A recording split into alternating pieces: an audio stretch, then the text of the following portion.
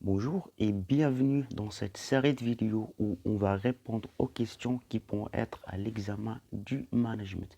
Dans cette série de vidéos, je vais vous donner une liste des questions les plus importantes, à savoir du management. Je vais vous montrer comment répondre à chaque question et je vais vous expliquer la réponse en détail comme ça pour bien comprendre. Alors, on est arrivé à la huitième question. Donc, la huitième question dit présenter les différents styles de management. D'accord? Donc, pour répondre à cette question, premièrement, je vais essayer de vous expliquer qu'est-ce que ça veut dire style de management. On va voir les différents styles qui existent et on va voir en détail chaque style, ses avantages et ses inconvénients. D'accord? Donc déjà, qu'est-ce que signifie un style de management? Donc un style de management, tout simplement, c'est la manière dont le manager, bien le dirigeant, exerce son pouvoir au sein de l'entreprise. C'est le comportement du manager et la façon dont il exploite les ressources et fixe les objectifs pour atteindre le résultat final. D'accord? En général, il y a quatre grands styles de management. Il y a un style participatif, style délégatif, style autoritaire et style persuasif ou bien démocrate. Donc, comme vous voyez dans le schéma, ce sont les quatre grands styles de management. Alors, je vais essayer de vous expliquer chaque style en détail avec ses avantages et ses inconvénients. Donc, on va commencer avec le style autoritaire. Donc, le style autoritaire, là, le manager est très autoritaire. Il utilise l'autorité dans ses décisions. Il prend des décisions seul. Il prend des décisions seul. Il donne des ordres à exécuter sans consultation. Il gère par la peur et la contrainte. La communication est faible. Donc, c'est un style orienté vers les résultats et il néglige les relations avec les salariés. Donc, c'est un style où le manager, il gère par l'autorité, il donne des ordres et il dit voilà, vous allez faire ça, c'est tout. Il ne communique pas avec son équipe. Parmi les avantages de ce style, donc, c'est un style qui permet d'atteindre des objectifs presque rapidement. C'est très efficace, c'est urgent. Il permet d'atteindre des objectifs très précis. Mais par contre, pour les inconvénients de ce style, donc il y a toujours un risque de démotivation et des conflits parce que le manager gère par la peur.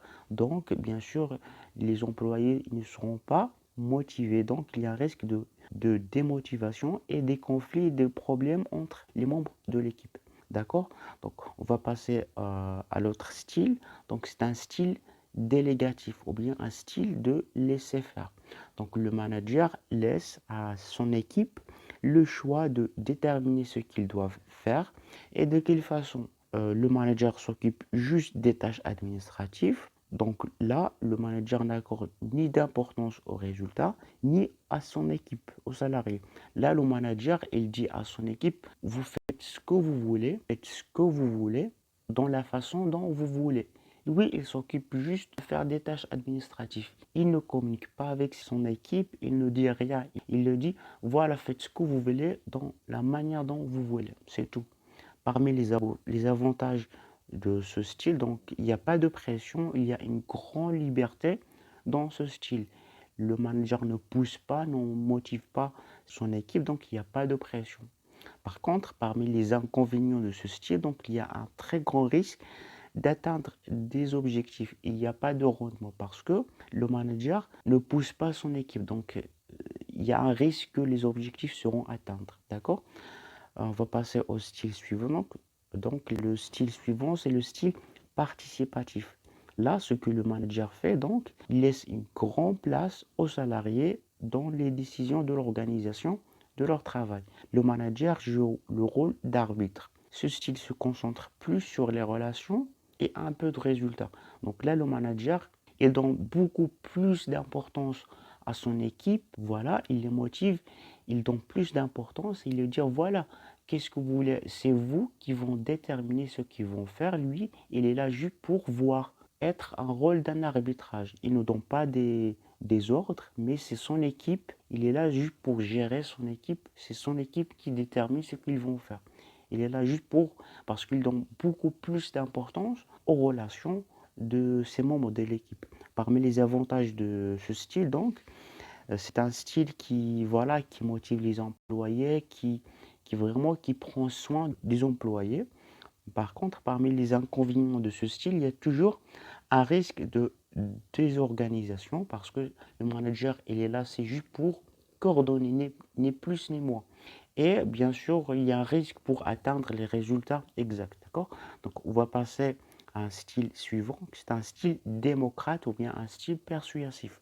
Là, le manager gère par l'autre, à la fois il gère par l'autorité, il donne des ordres à exécuter et en même temps le manager discute, communique, qui implique les membres de son équipe dans la décision. D'accord? Donc, si vous ne faites pas des choses bien, on va vous sanctionner. Si vous faites des choses bien, on va vous récompenser. Donc, c'est un style mélangé entre autoritaire et participatif. Il donne beaucoup d'importance aux résultats et il donne beaucoup d'importance aux relations de son équipe. Donc, parmi les avantages de ce style, donc, il y a la responsabilité, il y a la confiance parce que le manager gère par l'autorité et par le système de la récompense. Si vous faites des choses bien, on va vous récompenser. Par contre, parmi les inconvénients de ce style, donc, il y a toujours une confusion entre le vie personnelle et professionnelle. Parfois, il y a de la pression entre les équipes. Voilà, en général, c'est ça les quatre grands styles du management qui existent. J'espère que vous l'avez compris. Si vous n'avez pas encore compris une partie du cours, donc j'ai expliqué en détail la plupart des parties, le lien dans la description. Si vous ne comprenez pas, vous voulez apprendre le français, j'ai expliqué une méthode qui vous permet d'apprendre le français en seulement 30 jours. Le lien dans la description. Allez, je vous dis bon courage et à la prochaine vidéo.